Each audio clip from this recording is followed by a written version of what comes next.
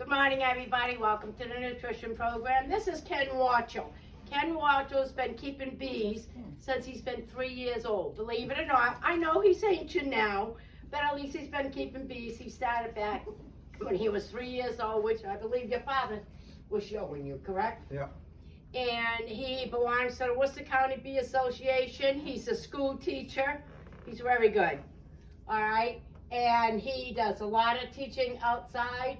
And this is where I learned a lot of my stuff from beekeeping is from Ken Warchol, because I am also, even though I don't tell people what I do outside here, I also belong to the Worcester County Bee Association since 1998.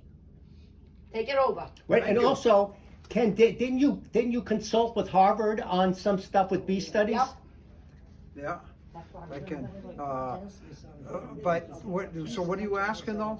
Yeah, but I want to let the people know that you also you consulted with Harvard on a lot of bee studies. I'll share a little bit about myself. Okay, great. Here. I started. I'm sixth generation, going back to Poland. We traced this to 1840 in Poland. My father kept bees, and my father came over to America, of course, the first generation here in America. I was the second generation in America, but it goes back to Poland. Back in the 1800s, there was very little cane sugar in Europe. It was expensive, so everybody used honey. Each village had their beekeeper and provide the sweetener for everybody. So anyway, it was handed down to me from my dad. I was the first child in the family, and he was so excited when he had a son that he could pass down the hobby of beekeeping to, because very few women back in those days would keep bees. It was 85% males. At bee meeting in 1950s, there might be one woman and 40 men around the beehive.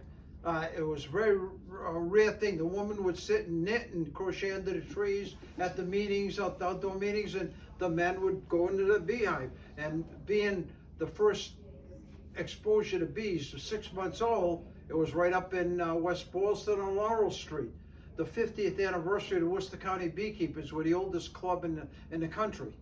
And so what happened is, 6 months old, I'm in a diaper. It was a hot day. We're celebrating the 50th anniversary, a big event for the Worcester County Beekeepers.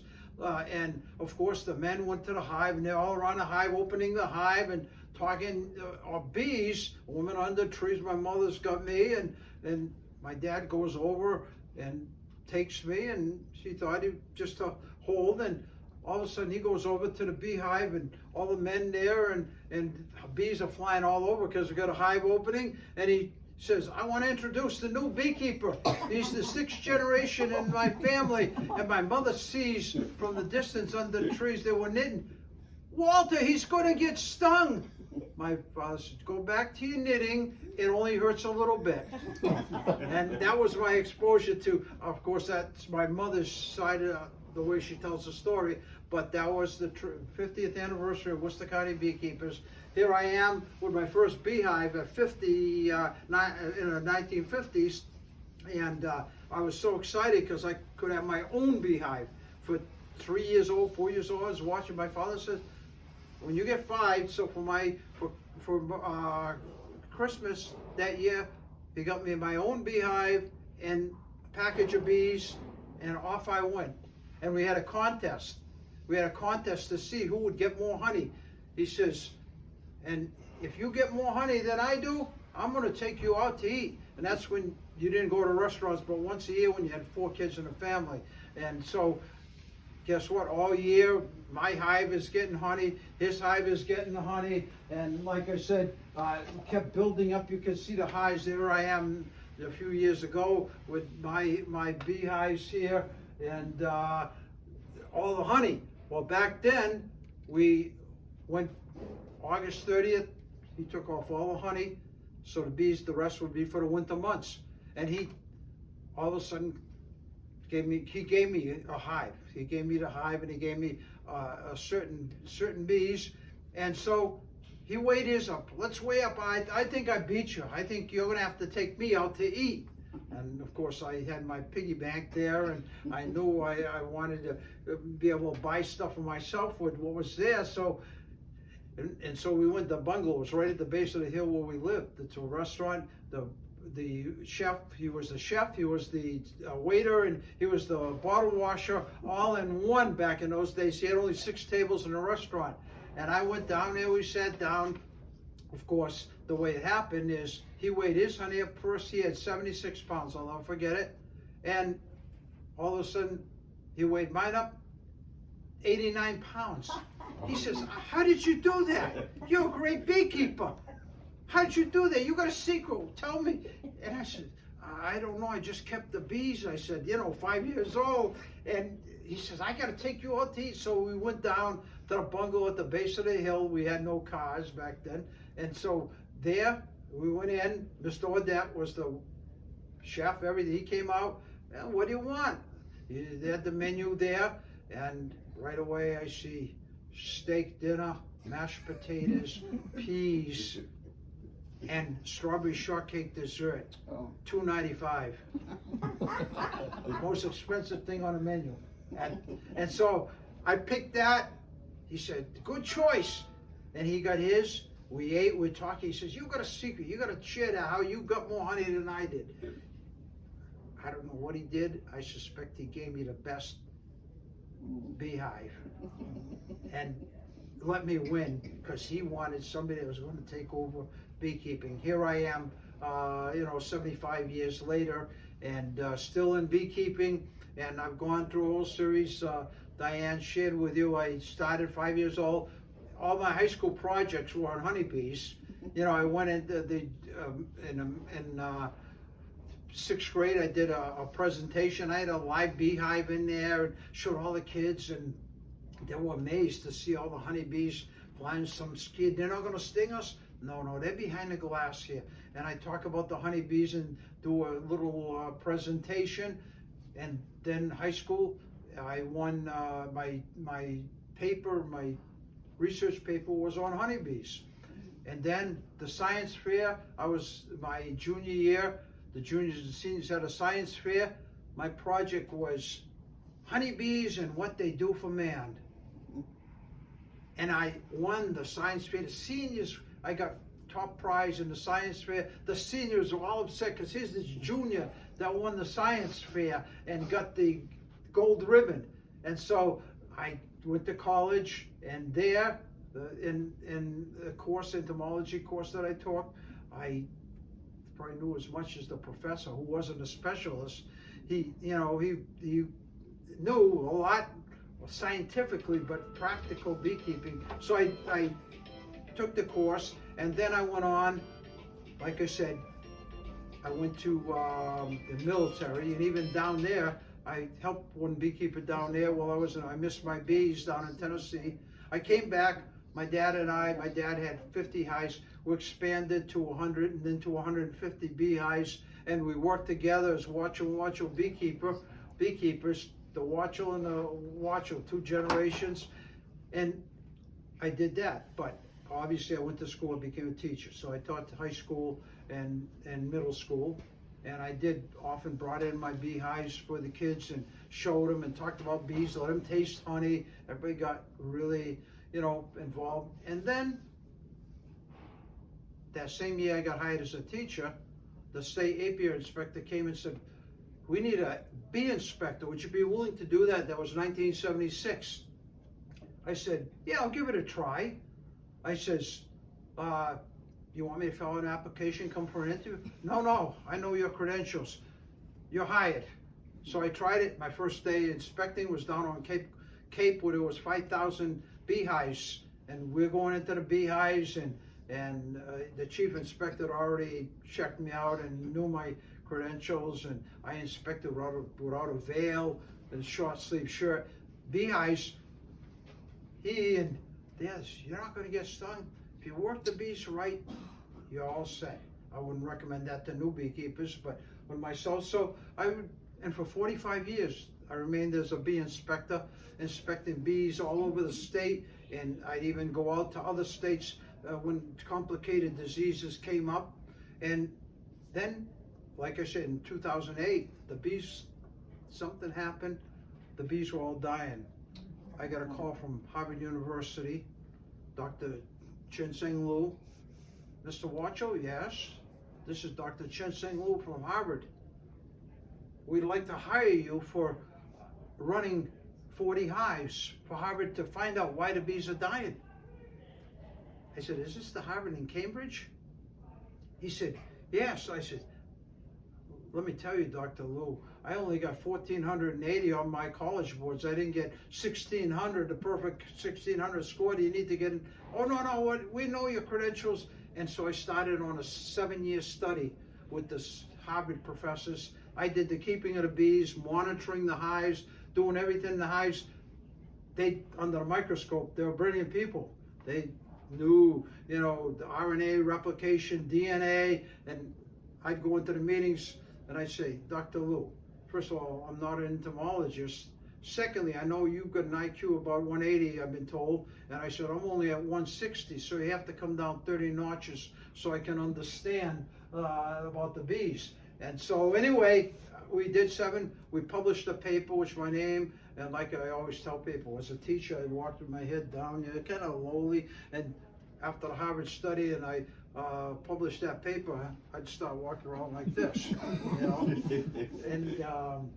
And I got through that study, and then the other study I was doing overlapping was the USDA study. The Asian longhorn beetle came into the United, right here in central Mass, of all places, and the USDA called me up, Jeff Pettis, the chief scientist at the Beltsville Bee Labs, and we need you to run 40 hives for us for a study on how the injection of the trees is going to affect the honeybees.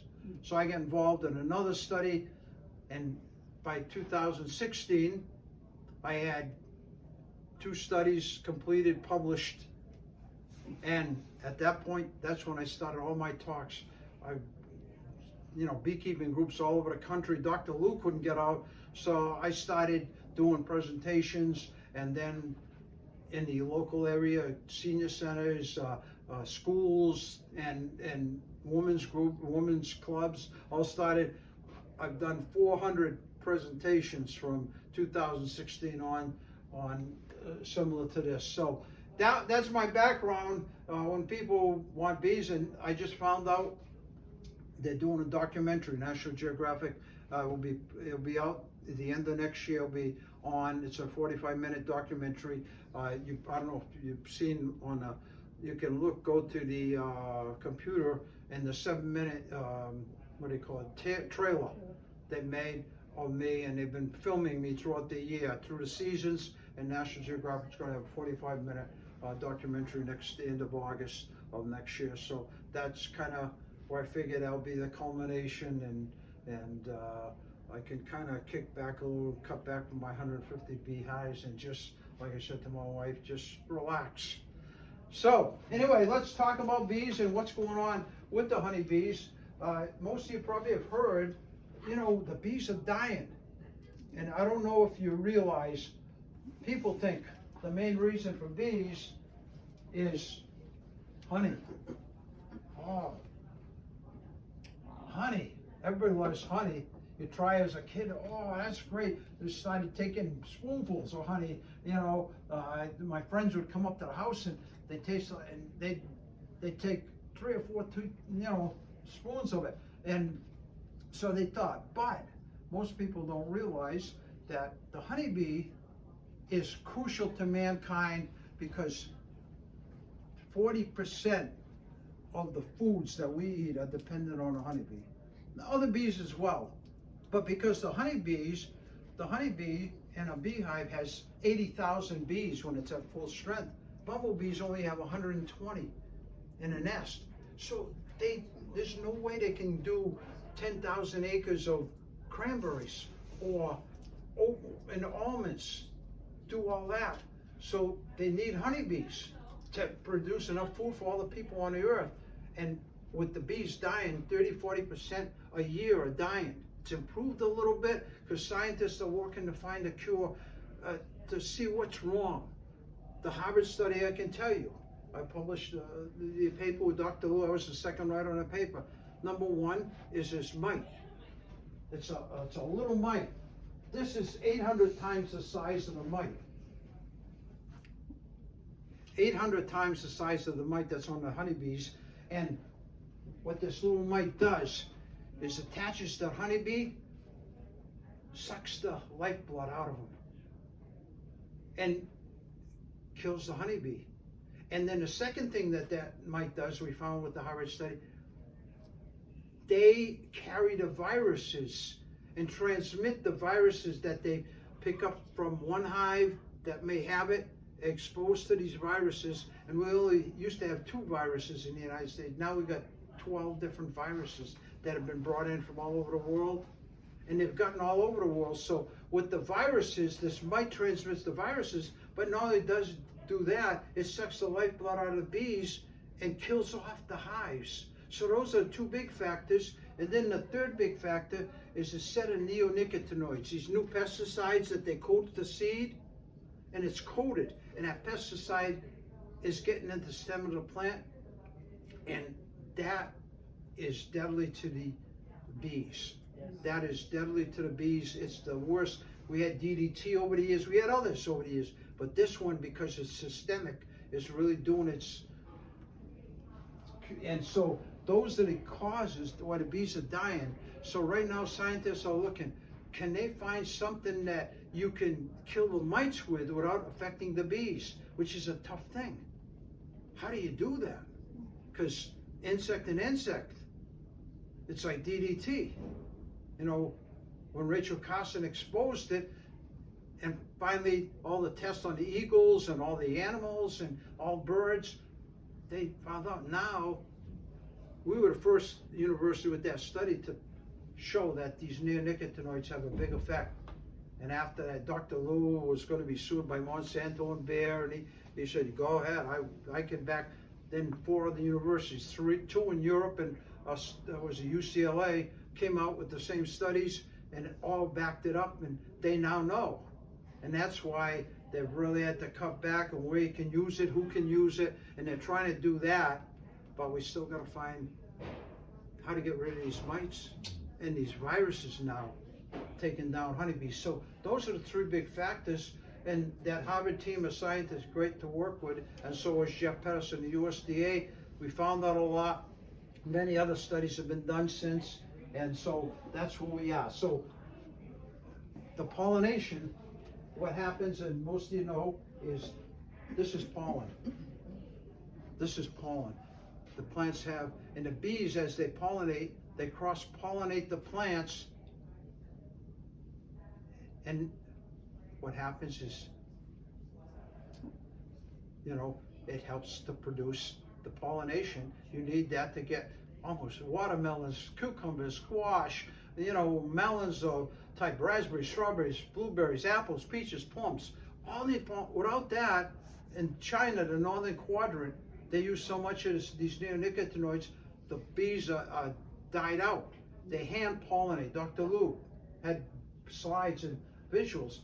The people have to go and hand pollinate up in that northern quadrant the fruit trees with brushes. It takes one person about 6.5 to 7 hours to pollinate in a tree. The bees do it in 7 minutes. Honeybee hive. So you can see how would, man, here in the United States, you had to hire people to, it would be $15 an hour minimum, and an apple would cost us $25. But the bees do it, and they're crucial in this process. This is pollen, and it's, of course, I take it, it's a high protein.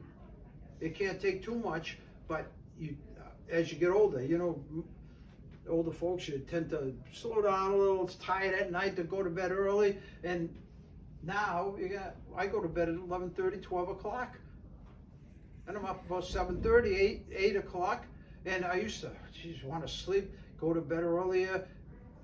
It gives you that extra kick, but it's also for health reasons. So many, by taking pollen and using honey, my dad had us taking honey, a tablespoon, each one of the 4 kids, we take a tablespoon every day for health. And it goes back for health reasons. We'll talk about a little bit about honey and as we go, I just want to talk. But with the bees, we keep them in hives that are 4 times the size of this one. This is a miniature hive, and what happens is the bees anybody wants to be a beekeeper, it's not as easy as you think. It is a fun hobby, and like I said, I've started many beekeepers, and Diane can tell you out there, as I inspected, got people interested in it. 3 psychiatrists from UMass. When you go into a beehive, 80,000 bees, of course, you need your smoker. When you go into a beehive, 3 things that you need. Most people would tell them, you wouldn't mind coming up here a minute? Yeah, just put that on. That's the veil to protect you from the face. Okay, that's, now you got a suit if you want and gloves, but most people eventually just wear a veil and they protect their face just in case sometime, but if you know how to work it. This is a bee smoker. You pine needles in here, light them up, and it creates smoke, give them a little smoke. And what bees do, they react. They think there's going to be a fire. They have to move. So what do? They take honey into the honey stomach and some pollen. And while they're going down to do that, this distracts them. So you're in there. And if you work the beehive right and they see you're not hurting them, you can work that. And Diane can tell you as an inspector, I'd be the one, everybody have veils and I'm here. How do you do that? You put something on so you don't get stung. I said, no, I don't. I said, I'd play sometime. I'd say, yeah, I'm not going to give away that secret. Otherwise, nobody'd have to wear veils and suits and it would hurt the economy.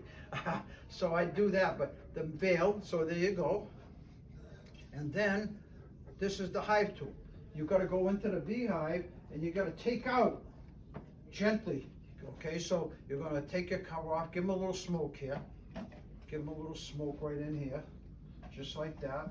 Not too much. You don't want to make charcoal bees. All right. So now you take your cover off. Now you're going to take out these frames. They look like this in real life. They got honey on them. They got honey in them. Here's one right here. You can see that's an empty frame. And here's one. Here's one that's got honey, and honey is sticky business. Here's the frame. See, right here, it's leaking there because people over the years have tried the honey. They stick their finger in, nothing like honey right behind the wax. Right, that's why they sell comb honey. See, this is comb honey that we make because some people, different countries, that's all they have is comb honey. They want it raw right here. And not that honey will be extracted as long as you do it the right way. But this is, the bees build this wax comb. And what it is, they then fill it with the honey, with the pollen, to store for the winter months, where they can't get pollen now in honey, but they still need the honey and the pollen to feed the baby bees. And they need to keep it at, guess what, 93. This is the amazing part to me. I was in my hive the other day and I put my hand at the top of the hive and it was 93 because I got on a scale, a USDA scale that monitors moisture, monitors the temperature, it monitors all kind of scientific things that the USDA gave me one of those when I finished the study. And it monitors everything in that hive with like 6 sensors. So I can find out what's going on. But I didn't have to. You put your hand there, the heat's there. I said to my wife, we have a hard time keeping a 68 in a house with a furnace. And hey, these little insects are keeping it at 93. And you know how cold that you are outside? They got it at 93 to keep these babies to hatch from the eggs. And here's the honey. So this is the honey they have. And what they do is eat the honey and the pollen that's stored in these frames that keeps them alive through the winter months. And because bees want to produce way more than they need, you get hives like this, so we can take the extra without hurting them. Some years you can't. Some years it's a bad year if it's been dry. There's no nectar. The plant's shut down, and the bees don't get any nectar that they make the honey out of, because just to tell you, we'll get it, I don't want to hold this gentleman up here too long, but he's getting the close-up view of everything. That's a a big thing here. So anyway, they take the honey and the pollen, chew it up and actually create the heat, and they feed it, because the energy to create the heat, they eat the honey, the pollen, then they rub their thoracic muscles like this. You know what happens when you rub your body. Feel how warm it gets? They're creating that heat. When you got 80,000 bees, they can keep it at 93 in that cluster and hatch the baby bees. That's why there's no honey or no pollen, they can starve, because the bees are gonna freeze, because they can't create heat without honey. So they need it. It's not like they say, let's pollinate for man, he needs food. They need the honey, they need the pollen, so they go out and do it. Guess what? We benefit. But if we lose the bees, we lose that. We lose a big part of what goes on in a honeybee hive and what they're doing for us. They're really doing a lot. In addition, they allow us to make, we'll talk about it, but what happens is a frame just like this, they're all glued up. Now you're gonna pull a frame out, and you got a picture now as it comes out. It's a frame that's gonna be either empty or it's gonna be full like this one here. These are just miniatures, and gently, you notice how gently he's going. Have you ever worked bees? No. Oh, notice how gently, you have to work slowly, calmly, and when they know you're not hurting them, they don't sting. Now, if it's a bad day, it's rainy, and you're going into their house, the rain's pouring in, be careful. Or if it's too cold, they're gonna jump, you're losing their heat. So you work gently with the right temperatures, nice sunny day, they're gonna not touch you, you watch. And that's why these 3 psychiatrists, like Rebecca Knapp, she came out with me in one day and she said, Ken, I forgot about all my problems that I'm dealing with my patients. I'm here focused on the bees, and she said, I forgot about everything. So she started beekeeping 18 years ago. Now she's been a beekeeper. She got 3 other psychiatrists at UMass. They all work together, and they're beekeepers. I started the first state policeman in Massachusetts with beekeeping. He said, oh my God, this is so, when you go into beekeeping, you forget about everything. You're just so focused to not hurt the bees and get stung. Part of that is you're gonna get stung if you don't work so gently and carefully. But all of a sudden, there's 26 state troopers now to keep honeybees, because once one person in the field gets it, everybody comes to their house and visits, and geez, I'd like to start this hobby. And before you know it, all these beekeepers in the different fields, occupations, and that's how it starts and it's spread. You know, and the same thing with so many different occupations, and that's how most people will get interested and want to do it. They go out, a gentleman in Westboro, got a $22.4 million house, and a very wealthy CEO. Well, guess what? I go up there to do a hive opening. There's like 6 or 7 CEOs all out there. They want to get into beekeeping because he brought them out.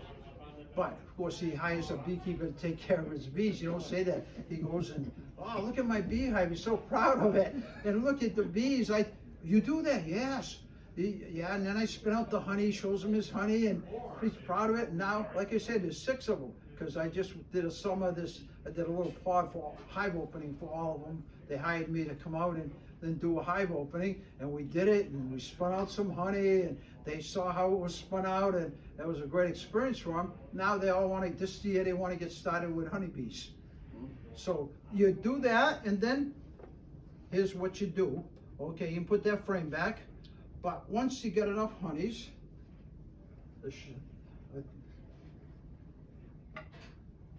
all right, now, once you take his frame of honey, here you go, he's gonna have to spin the honey out. This is a tough job, it's not as easy as you think. So he's gonna put it down, set it down on here, like this, hold that top, and with the knife, hold it with the other hand, and with the knife, you're gonna slowly, don't cut into the honey though, we don't want it all leaking out here. Slowly start from the bottom, and you move up, or you can go down and gently saw away, all the way up.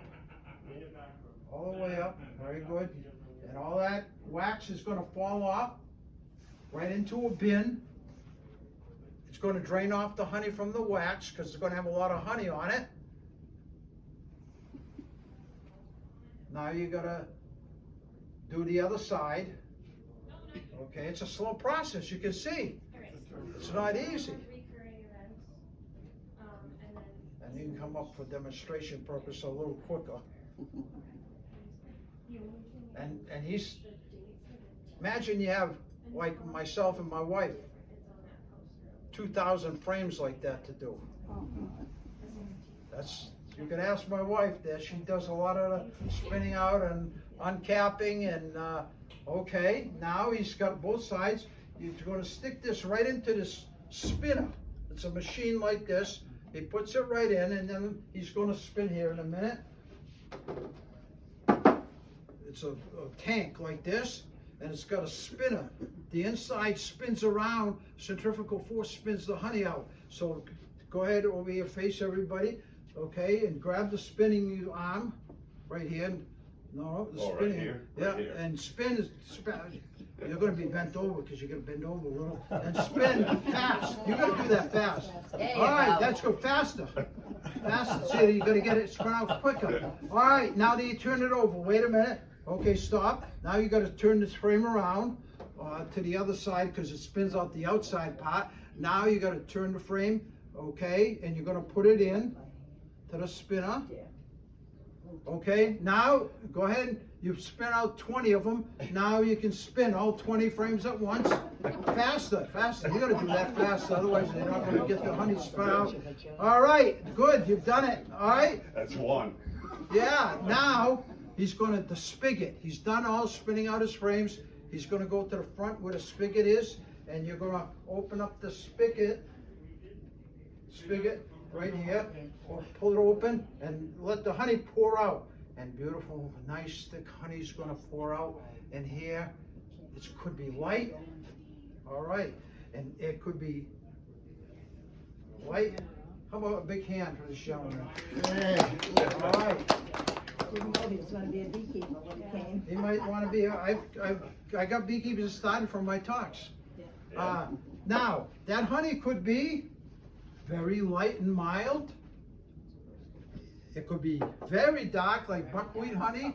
This is Russian olive honey. This is dandelion. This is goldenrod, and this is a honey that we get from, anybody guess? Supermarket. This is from Arkansas. This is from the pumpkin fields down in Arkansas, pumpkin honey. You're gonna be able to taste some of that over there.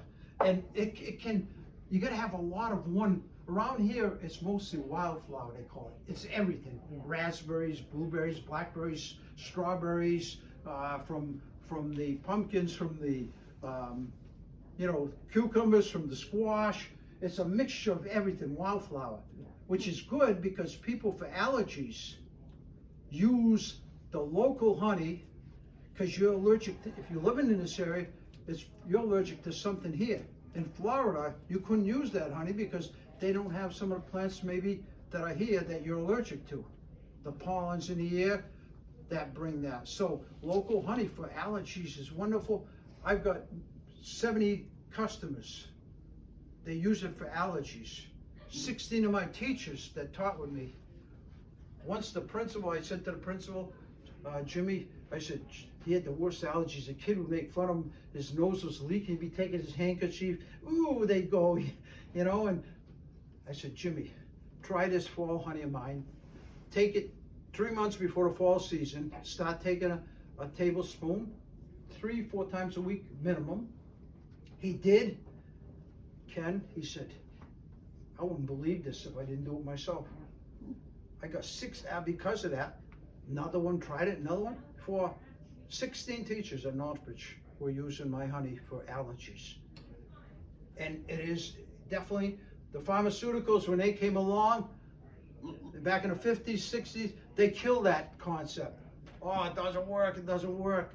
Well, guess what? Robitussin now, I don't know if you saw the commercial, With honey. the bear opens the window, Yeah. and the woman's taking honey. Oh, honey for your allergies. I've got one thing better, Robitussin and honey. Sorry. The pharmaceuticals can't beat us, so guess what they're doing? They're joining. They're joining us. It's unbelievable. There's a second advertisement I just saw, same thing, something in honey, you've probably seen it, can't think, but honey and something. Because of the fact, they know, but there's so many people using honey now for the allergies. We can't, if I had another 2,000 pounds of honey, I could sell it. But I'm not gonna start more beehives at my age. Every bit of our honey, we can sell with no problem. People, so many using it for allergies out there, and for health. They find out it gives them extra boost. It's high, you know, it's sweet. It's sweet, it's got nice taste to it on pancakes, on you know, waffles. People use it. So honey, the honey you spin out. So that's the hobby of honey, but the other sidelight of honey is here's where, like, my wife don't like working with the beehives. I do the beehive, I love it. I love that part of it.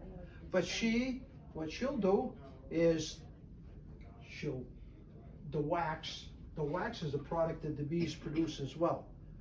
They eat the nectar and the honey, and out of their wax glands, they secrete little flakes of wax, then they build this beautiful structure. 6-sided cells, every one the same size. And in here, the queen lays the eggs. They feed the baby bees once the egg hatches in 3 days. These nurse bees feed. They chew up the honey and pollen together. And what they do, it's called bee bread. And the nurse bees, I couldn't imagine myself. I said to Rebecca Knapp, can you imagine humans doing this? Mums chewing up something and then feeding the babies. Well, the honeybee takes this chewed up, and then they feed the larva this bee bread. And it's not like these little baby larvae, they're not crying like human babies and want food, they're hungry. They release a pheromone, and it's releasing pheromones like saying, feed me, feed me, feed me. I think about how these nurse bees must go nuts. Thousands of little larvae, and they're releasing that pheromone which says feed me, and these nurse bees are going chewing up the honey and the pollen and going to feed each of these baby bees, and they hatch out 21 days later and become adult bees themselves and go to work. It's amazing. I've watched, because as I used to go around the beekeepers, I was speaking to Dave Orth. Anybody, you folks know Dave Orth from right here across the way, now Found a Hill? And he was a beekeeper. He was here early. He does the food, brings the food around to the people, and he was just hadn't been in it for a while, but he was a beekeeper. And like I say, the whole process of beekeeping it's exciting. But anyway, the baby bees hatch out, they become adult bees, and the first 2 weeks they stay, they become the nurse bees, they become the house cleaning bees, they become the dragging out the dead bees. They do all the work, and then after 2 weeks, they become field bees for the next 4 weeks. They go out, get nectar, they get pollen, bring it back to the hive, put it into the frames, and store as much as they can for the winter months and for feeding throughout the season. So the nurse bees can go get that honey and feed the baby bees. And by the way, nectar is 80% water. If you want to see bees working at night, we go to sleep at night. The bees all night, that nectar's brought in, they're fanning, and you can just smell. If you open a hive 7, 8 in the evening, you can smell, the fanning, and that smell just comes right out at you, honey. Such nice smells, but like goldenrod honey, it's got the awfulest odor. And at night when they fan it, it's coming out. And where I keep my bees in Sutton at one of the locations, the neighbor of where I keep my bees at my friend's called him. He said, you better call the beekeeper. I think there's a dead raccoon or something there. It's an awful smell coming from the hive. Well, I said, I knew right away. I said, tell him it's goldenrod honey. And the guy says to my friend, well, I'm not going to buy goldenrod honey, but the taste of goldenrod honey is delicious. You can taste, you can taste it here a little bit. So anyway, the bees do that, and so it's candles. My daughters used to paint them all up. My wife and my daughters would mold the candles. They paint them all up green with the flower and red, and at Christmas time give it away to their friends and us to our friends. So not only do that wax products, but this in itself, honey has a healing product. This is a healing cream here, this one here. During the Civil War, they used honey and put it on wounds because honey doesn't allow back. That's why it's good for life. 3,000-year-old honey from King Tut's tomb. You probably, if you saw it, they brought it to the Boston Science Museum, the exhibition from the museum out in Egypt, like 9-10 years ago. I was there. A whole urn of crystallized honey, still good, because 2 years ago they took 10 little 2-ounce samples in little bottles, and they had a raffle in Egypt for the Egyptian Museum. They made like $700,000, $100 a ticket. I got 2 tickets. Of course, the chances of the 7,900 ticket, the chances were slim, but I was waiting. But the beekeepers that have gotten them, 2 in the United States, 1 each a 2 ounce, and the rest of them were other parts of the world, lotus honey along the Nile River. And the Pharaoh would buy all the honey from the beekeepers of Egypt, and he wasted the honey. I call it wasting the honey. You know what he wanted? Mead. Honey wine. Instead of taking honey for the but healing cream, and this healing cream, we used to make it, but with all our highs now, you put it on, wonderful for you got a cut or whatever, you put that on, heals it like, I got a cut here yesterday, put that on, usually takes 4 or 5, healed over right. I use it whenever I get a cut, I put it on, and does, because it's got honey in it, and beeswax, or honey soap. This is a nice one that I like, oatmeal and honey, and use this, and lip balms. I don't have any here, but lip balms that you can put on for chapped lips. It's got honey. They all got honey, these products, and it's good for healing, for helping chapped lips, moisturizing your skin. Just excellent. And like I say, candles you can mold. And I don't know if you ever used a dinner nice candle and let it be burning. It's a nice fragrance, unlike paraffin. This don't release any soot. No black smoke. This is clear, and so you have that. And then you can cook with honey, or make products with honey. You got raspberry honey jam. You got pomegranate honey jam. Instead of apple butter, apple honey butter. And when you're cooking, strawberry honey jam, add the honey to the recipe. That's what this is a recipe book, which includes some of my grandmother's recipe. Worcester County put it out, and that's my dad and I on the front cover. And you can see in the back my 2 daughters. So this the honey book with all the recipes inside. You can cook with honey. Like I say, making mead, I call it a waste, although I made it. And I like mead with dinner sometimes. Nice. I like the sweeter meads. The dry meads I don't care for so much. But you can make mead. And one of my friends, fellow teacher, said, Ken, I made something new. Mead jelly. He takes the mead, gels it with some honey, and he said, put this on your toast in the morning, it gives you an extra kick. I said, we can't be doing that, that's alcohol. You don't think the kids would smell the alcohol in our breath? And so, but he's tried it, it's one nice taste to it. Mead jelly he makes, he sells it. So food products and cooking with honey, and then, like I say, you can make the different types of mead. A number of breweries all buying my honey now, making honey beer. I got 3 breweries that buy my honey, and you'll see it. Ken Warchol's honey, our mead, or our beer. Some of them make both mead and beer, but our beer.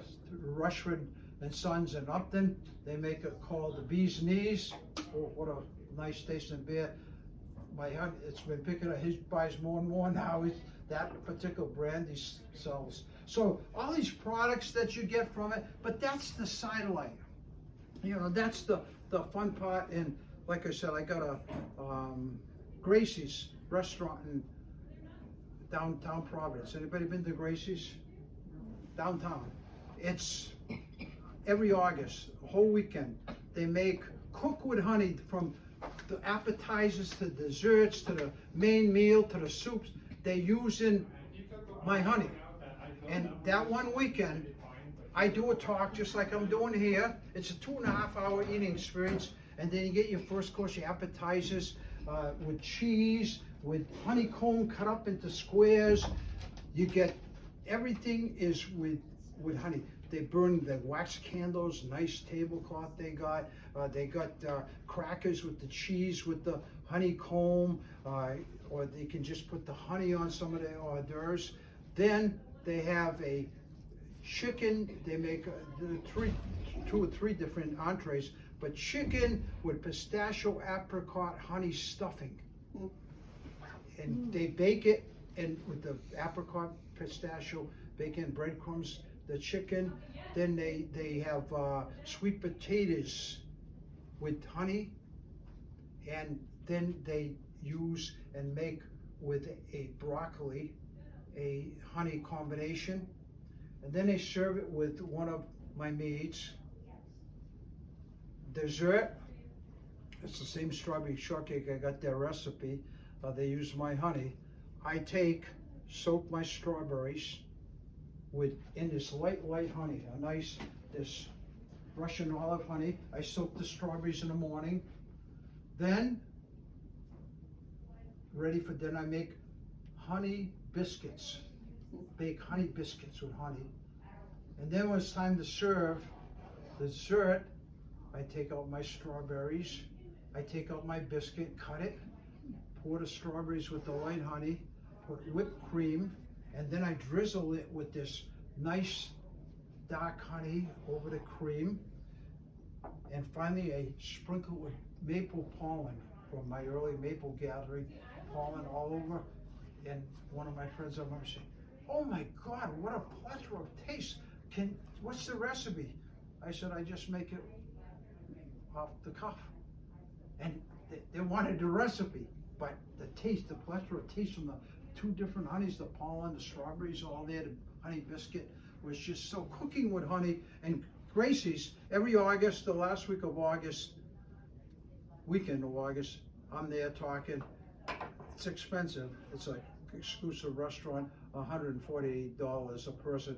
That's including the mead, the beer, the meal, all the appetizers, the dessert, everything's included, but $140 including my talks. You know, anybody goes, you could say, "I already heard Mr. Warchol's talk. I'm just going to come for the meal." So anyway, cooking with honey. And the last thing about honey and the products, medicinally, it's a honey that the honey of is for many uses and for good. A lot of people, for the immune system now, there's studies that have shown the immune system, it works because see, the bees, when they make the honey, they release from the hypopharyngeal glands these enzymes. They're still magical. Researchers haven't found the full. They do know, like with the immune system, from the hypopharyngeal glands, they release this, and this magical, whatever it is, that it causes and helping. You can't sleep at night if you take some honey. It works, and as for many things, many different countries. We used to use honey a lot more, pollen, but the pharmaceuticals came along and said, "Oh no, this is better, that don't work, and it killed one, but it's coming back." It's amazing how people go to other countries and see how honey and pollen are being used. And there's one other product, propolis. I haven't spoken about quickly here. I'll speak about propolis. They get the resins from plants that have all these different things in it. And it's like glue. And what happens is they glue everything up. And people used to think, well, they're just gluing it up. And you have to go in with this high tool you need. And they say, you got to yank because it's all glued up. Well, now we know, Marla Spivak's study up in Minnesota and followed up by 2 other studies have found why they coat everything. It fights off disease. And there's now a lot of research going on, and I can give you one example, is the examples is this propolis. My sisters used to have this oozing poison ivy. You know the kind, most of you probably remember poison ivy, you get all this oozing and you scratch and whatever. They use calamine, remember calamine lotion? And they said, oh, put that on. Dr. O'Connor was my sister's doctor. My dad from Poland already knew. He'd take this propolis tincture, coat it. 1 day, 2 days the most, the poison ivy was gone. Dr. O'Connor, they came in, he says, well, did you put something on here? I said, yeah, my dad's propolis tincture. He said, really? So he sent the first woman over to my dad. That was back in the 70s. My dad, and it healed her, just like that. It dried it up, and he started sending all of his patients that had poison ivy, they were going for calamine lotion and treatment, they'd send them over. Finally, the medical association, one of the doctors, obviously it's a money partly, and reported it that we're practicing medicine. My dad got a cease and desist order, had to stop. It's like with bee stings. Number of beekeepers that were stinging, bee sting therapy. Yeah. You've heard of bee sting therapy for arthritis. Mm-hmm. It works. I was gonna ask you how your arthritis is. But you know what? You take the bees. I got I can give you a perfect example. Mm-hmm. I had a woman Polish woman from Blackstone come up. I was treating her for bee stings. Mm-hmm. I gave her 2 experimental. I had EpiPen just in case she was allergic. But not being allergic, she would come up once a week. I'd do bee sting. She couldn't knit. She was like this. About 3 months it took. I kept going. She started moving, and within 4 or 5 months, she could knit. She was so excited. She went to the doctor on Belmont Hill in Worcester. He said, "Oh, she do that," and she gave me my name. I got a call from him. Cease and desist. Oh, we're gonna have to report you, Mr. Warchol. You cannot treat a person for any kind of medical reasons. I said, I didn't know that, which I did, but I didn't know. I said, I'll cease. So I had to stop.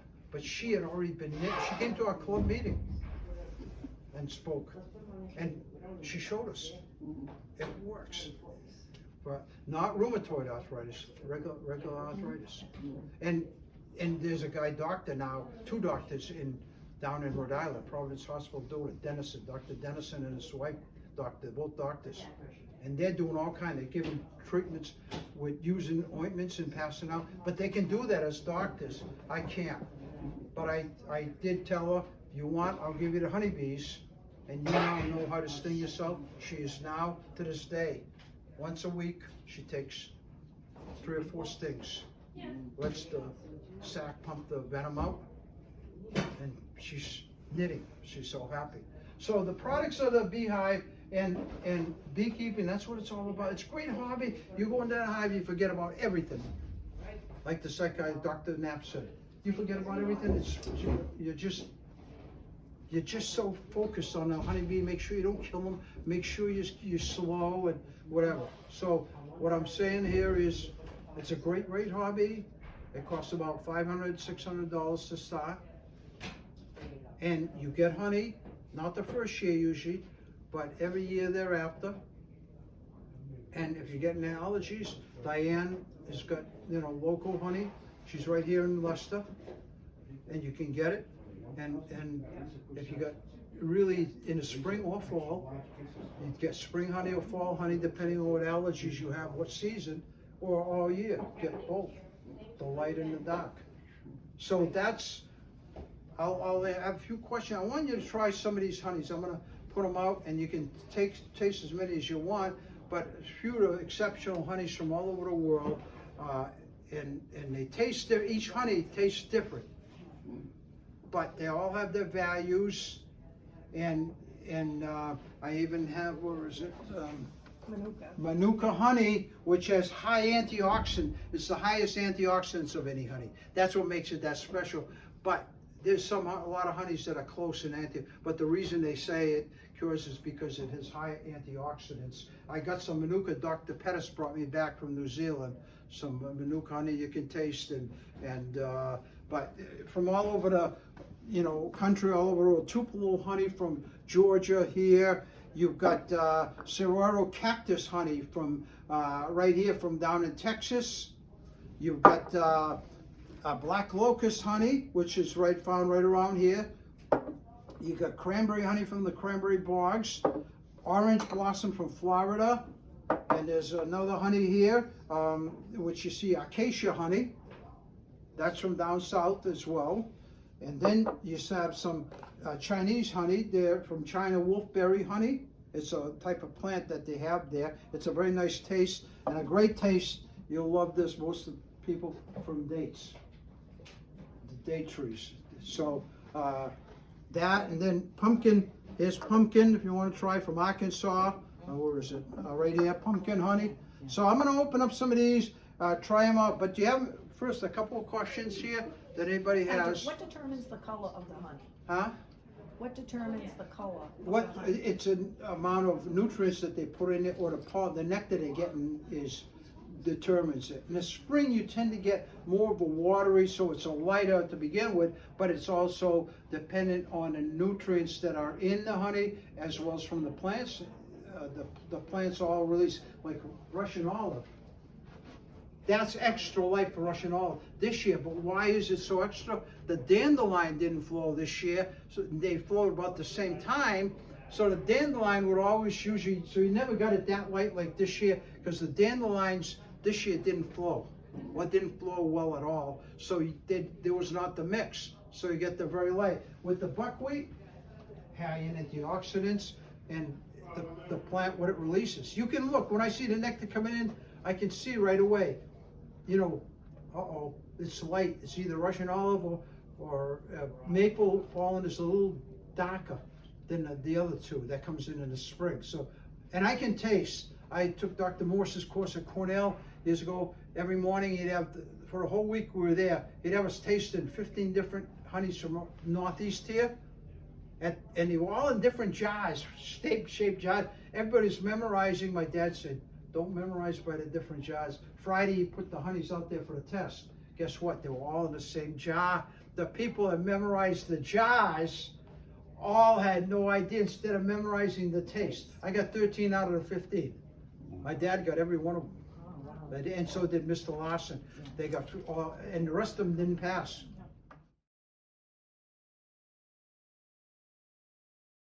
One of the most common questions I'm asked as a biochemist and health coach is, what are the best supplements to take? Choosing supplements is a tricky business. Many companies have poor quality control and questionable ingredients. In the past, I had to send clients to several different websites.